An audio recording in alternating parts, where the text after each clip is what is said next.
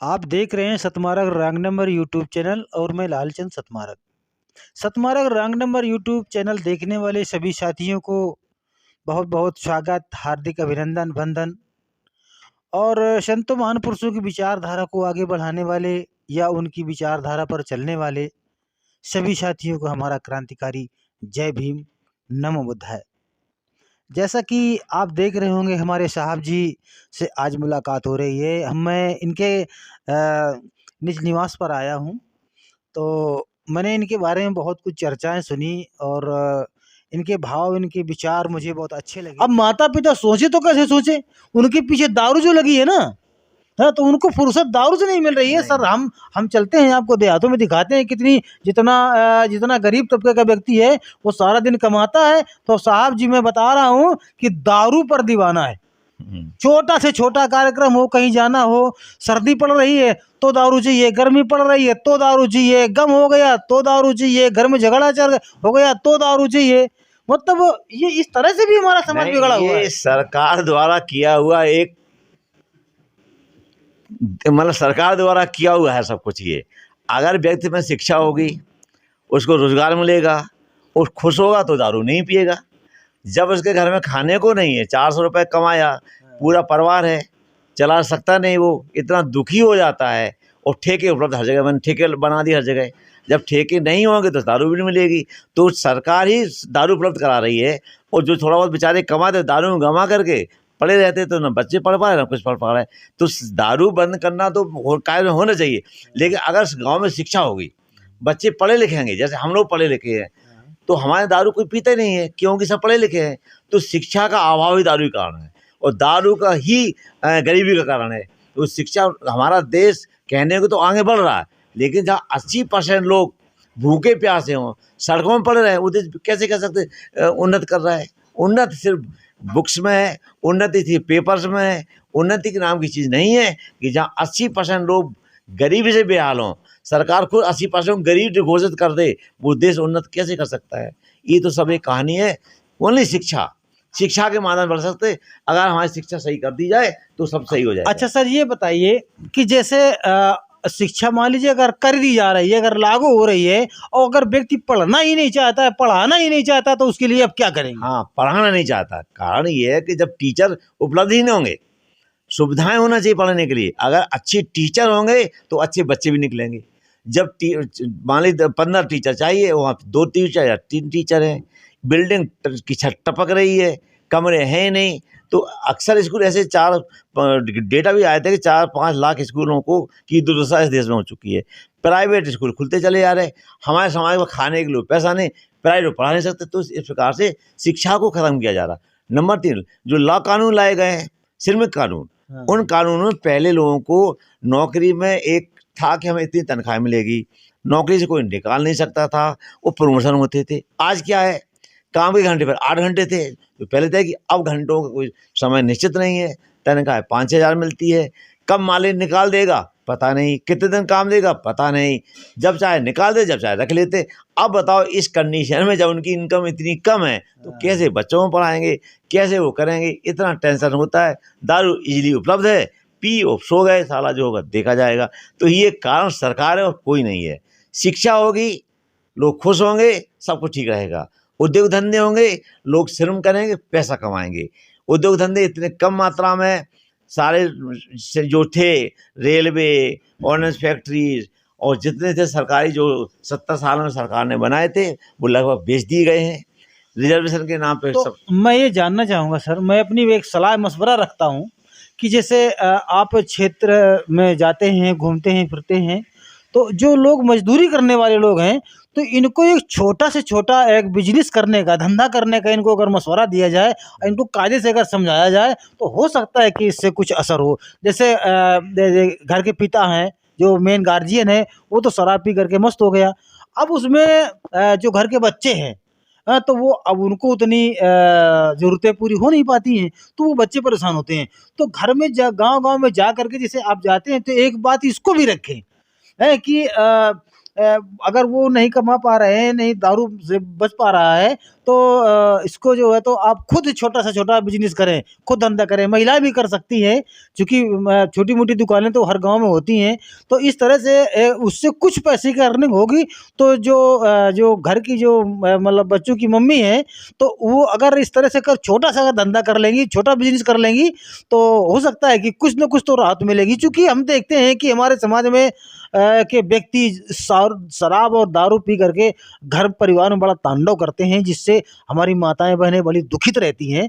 तो इसके लिए सर आपके पास में क्या विकल्प है? इनके लिए कोई हल निकाल करके और समाज में चल करके लोगों को जागरूक किया जाए। हाँ, आपका कहना बिल्कुल सही है। अगर किसी का घर का मेल अगर शराब पीते हैं, तो महिलाओं को छोटा धंधा दे करके घर की दशा सुधार सकते हैं। जब महिलाएं संपन्न होंगी, पढ़ी लिखी होंगी, तो बच्चे भी आगे बढ़ेंगे और पति की भी शराब छूट जाएगी। मतलब ये क्लियर, मतलब ये हुआ कि अगर महिलाओं को कुटीर उद्योग लगा दिया जाए, जो चल रहा है लेकिन इतनी कम संख्या 5-10% है। अगर ये हम लोग ऐसा कर दें कि जैसे चाइना में और देशों में है, वहाँ पर जो है बच्चों को, महिलाओं को उद्योग धंधे में लगा दिया गया है, तो वो धंधा करते हैं, कमाती हैं और खुशहाली आती है। मगर सर एक बात और उसमें लागू हो जाती है कि बाय दफा अगर जो है तो पत्नी को अगर कोई धंधा करवा दिया गया, तो बच्चे उसमें अगर लपेट में कर रहे हैं, तो शाम को पी करके पापा जब घर में आएंगे, हाँ, तो हो सकता है कि दुकान उकान मारी फिरे। हाँ, ये भी तो हो सकता है। नहीं, ऐसा नहीं। अगर महिला सशक्त होगी, हाँ हाँ और उसके पास पैसा होगा, हाँ तो वो पति को 2 डंडे मारे बाहर निकाल देगी। हाँ, ये बात ये सत्य है कि अगर महिला कमाएगी, बच्चों को पढ़ाएगी, तो बच्चे भी अगेंस्ट होंगे और उसकी महिला भी अगेंस्ट होगी, तो वो भी कुछ नहीं कर पाएगा और उसको आगे सुधरना ही होगा। मतलब ये हुआ कि अगर सरकार उद्योग धंधे कुटीर उद्योग खोले, महिलाओं को सशक्त करे, और पति भी जो शराब पीता, उसका कारण गरीबी, हाँ गरीबी और अशिक्षा, शिक्षा ना होना, अशिक्षा होना, गरीबी मेन कारण है। अगर घर में कमाई आएगी तो निश्चित वो भी शराब पीना अपने आप छोड़ देगा, या उसकी महिला छोड़ा लेगी, और तभी देश का विकास होगा। अदरवाइज जो है हमारे देश की दशा 10-20 साल में ऐसी हो जाएगी। अभी 80 है जो थोड़े बहुत खा पी रहे हैं, सरकार कब तक पैसा देगी? एक दिन तो ऐसा आएगा जब सरकार नहीं देगी, तो 80% की क्या दशक, ये सोचना हमारा दुखदायी। भाई सरकार क्या दे रही है? भाई एक गल्ला तो दे रही है, और किसको पैसा बांट रही है? हैं? पैसा तो किसी को बांट रही है क्या? हाँ, तो अभी पेट भर जाता ना उनका, पेट भरने में वो खुश हो रहे हैं, क्योंकि जिससे घर में एक दाना नहीं होता है, और उसको अनाज मिल जाए कि भाई इस महीने भर चल जाएगा, थोड़ा बहुत कमा लेता वो। मतलब हमारे देश के लोग, हमारी सरकार है, उनको गरीब से गरीब बनाती जा रही है, उनको काम ना करने के लिए प्रोत्साहित कर रही हैं। हाँ, काम करने के लिए नहीं, काम ना करने प्रोत्साहित कर रही है, और ये इसके कारण हमारा समाज गरीब है। ये सरकार की नीति है। सरकार ये चाहती है कि हमारा देश गरीब हो, कुछ लोग पूंजीपति हों, कुछ लोगों के धंधे हों, और बकाया सब परेशान है। और ये सिर्फ है एक मनुस्मृति को लागू करने का तरीका। सरकार चाहे हिंदू राज लानी है, हिंदू राष्ट्र का मतलब होता है कि जहाँ पर मनुस्मृति हो, जहाँ मनुस्मृति होगी वहाँ पर क्या होगा? गरीबी, भुखमरी, और वो होगा जो 100 साल पहले हुआ करता, जिसको सोचकर ही, जहाँ पानी उपलब्ध नहीं था, बाबा साहब की कृपा से सब कुछ मिल गया। लेकिन हमारे लोग अब भी नहीं जगे। अगर बहुजन का वोट बहुजन को ही जाने लगे, और हम अपना वोट उनको ना दे जो सत्ता में है, जो हमारी नौकरी छीन रहे हैं, हमारी खुशियाँ छीन रहे हैं, लेकिन हमारे लोग इतने भोले वाले हैं, उनको पता ही नहीं है कि हमें सरकार किसकी बनानी है। नहीं सर रुकिए, कोई छीन नहीं रहा है। ये हमारे अंदर ये भ्रम है कि कोई छीन रहा है। छीन नहीं रहा है, लोग अपने हाथ से कुछ छोड़ रहे हैं। मैं देख रहा हूँ समाज में चल करके, जब देखता हूँ तो मुझे ऐसे लगने लगता है कि ये अपने आप बिगड़ने की कगार पर जा रहे हैं। हाँ, सही बात है। अपने आप अपने आप ये बिगड़े हुए रास्ते पर जा रहे हैं, आप गुलामी को बढ़ रहे हैं। हाँ, उसका कारण कह तो रहे, जब तक कुटीर उद्योग नहीं होंगे, घर में खुशहाली नहीं होगी, तो व्यक्ति इतना मानसिक दबाव में आ चुका है कि वो सोचता है जो मिल रहा वो मिलता रहे, तो उस जगह वो ठप्पा वहाँ लगाता जाने, उसको नहीं लगाना चाहिए। हम बार बार कहने के बाद भी कि आप ये बताइए कि बाबा साहब ने अधिकार दिया वोट का, आपको क्यों दिया है? इसलिए दिया था, उन्होंने ये सोचा था कि अगर 80% का हम वोट का अधिकार देंगे, तो जो 80% जहाँ वोट पड़ेगा वहाँ सरकार बनेगी। अच्छा रुकिए साहब, आपको पता है मीडिया कितने तरह का होता है? जानते हैं? मीडिया बिकाऊ होता है। और नहीं नहीं नहीं नहीं, हाँ। मतलब कितने प्रकार का मीडिया होता है, बोलिएगा। मीडिया, हाँ हाँ, इसका आइडिया नहीं मीडिया कितने मीडिया मतलब पत्रकार कितने तरह के होते हैं? एक प्रिंट मीडिया होता है, अच्छा, है ना, हाँ। और एक इलेक्ट्रॉनिक मीडिया होता है, एक सोशल मीडिया होता है। हाँ, ये 3 मीडिया होते हैं ना। अच्छा। और एक मीडिया ऐसा होता है कि इससे सबसे भारी होता है, अच्छा। वो पता है? हाँ। वो महिला मीडिया होता है सर। जानते हो महिला मीडिया क्या होता है? नहीं। नहीं जानते हो? हाँ। महिलाओं में ये गुण होता है हाँ। कि कोई सी छोटी बात इतने जल्दी वायरल हो जाती है, इतनी जल्दी वायरल हो जाती है। अगर कहीं कह दिया जाए कि एक खूंटा से शंकर भगवान निकल ही आए, तो फिर इसमें प्रिंट मीडिया और इलेक्ट्रॉनिक मीडिया की जरूरत नहीं पड़ेगी। वो कुचुल कुचुल कुचुल कुचुल कुचुल कुचुल करके पूरे देश में रात भर में खबर पहुंचा हाँ, देंगे। ये अंधविश्वास है ना? ये हमारा अच्छा, अंधविश्वास है। अगर हमारे देश की जो महिला मीडिया अगर समझ जाए, आप समझ पा रहे हैं? हाँ। अगर महिला मीडिया अगर समझ जाए तो हमारा देश समझ जाएगा। तो इसके पीछे भी सरकार है। अंधविश्वास इतना ज्यादा इस तरीके से फैलाया जाता है, मतलब कुछ लोगों द्वारा जो मनुवादी स्मृति के हैं, जो मनुवाद को मानते हैं, चाहे मनुवाद लागू हो, ये उनका खरा धराया होता है। और हमारी महिलाएं जो ग्रुप में जो वाचक आते हैं, कथा वाचक, ये वाचक मोहल्ले मोहल्ले जाके बड़े सुनाते हैं, वो ऐसी ऐसी बातें बोलते हैं कि जिसको सुनना ही शर्म आती है। देखिए सर, मैं बता रहा हूँ, एक लड़की हमको मिली थी, इधर किराए की है, ये घाटमपुर क्षेत्र में पड़ता है, किराए मूसानगर एरिया है।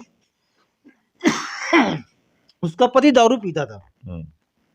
तो वो एक दिन मीटिंग में आई हमारे, नहीं, एक दिन हमारी मीटिंग में आई, तो वो कह रही कि मेरा पति बहुत दारू पीता था, तो मैंने अपने पति से ये कहा कि अगर तुम दारू पीना नहीं बंद करोगे तो मैं समाज में ऐसा कर जाऊंगी कि तुम्हें नीचतापन देखना पड़ेगा। इसमें वीडियो पड़ा है। सही क्या? बिल्कुल सही। उसने कहा मैं ऐसा कर जाऊंगी कि तुमको समाज के सामने बहुत बड़ी नीचतापन देखना पड़ेगा। मतलब इतना मैं तुम्हारा सर झुका दूंगी, मैं ऐसा कोई काम कर जाऊंगी। तो ये महिलाओं के अंदर गुण होता है। अगर महिला चाहे तो उसने कहा कि मेरे पति ने दारू बंद कर दिया। हाँ, सही। सही कहा उसने, ऐसा वो कर सकती हैं। महिला के बहुत रूप होते हैं। हाँ। वो कुछ भी कर सकती है। अगर महिला अपने आप में आ जाए, तो कुछ भी कर सकती है। हाँ, तो मैं तो ज्यादा नहीं करता साहब जी। हाँ। ये आदमी तो कुछ नहीं है, कठपुतली है महिला के सामने। बिल्कुल कठपुतली है साहब। मैं क्या बता रहा हूँ आपको, क्योंकि देखिए, अगर महिला अगर चाहे कि मुझे घर को इस तरह से चलाना है, अगर वो सोच ले कि नहीं चलाना है तो चलाना है। अगर महिला सोच ले कि तेरी दारू बंद करवा दूंगा तो पति की दारू बंद करवा सकती है। बाकी उसके अंदर एक सम्मान, प्रतिष्ठा और इज्जत, मर्यादा, वो तमाम सारी बातें उसके पीछे लग जाती हैं और सारी जिंदगी अपने शरीर को घोंटती रहती है। दुर्गुण को छुड़ाना तो संभव है, लेकिन ये कहो कि महिला ही सब कुछ करी, ऐसा नहीं। मैं मतलब दारू के पर्पस पर हाँ, वो कर सकती है, वो तो संभव है। दुर्गुण अगर किसी पुरुष में मौजूद है तो महिला कुछ हद तक उसको ठीक कर सकती है। हाँ, लेकिन ये नहीं है कि वो कर ही लेगी, संभव नहीं है। हाँ, क्योंकि ये पुरुष प्रधान देश है। यहाँ पर कानून महिलाओं के लिए जरूर बने हुए हैं, लेकिन वो कानून इस तरह से इस भिड़ंजाल में फंसे हुए हैं कि वो पूरी तरह सक्सेस नहीं है। रुकिए साहब, बता दो यार इस दुनिया में कौन किसका होता है? बता दो यार इस दुनिया में कौन किसका होता है? और जब समय बिगड़ता है तो हर इंसान बुरा होता है।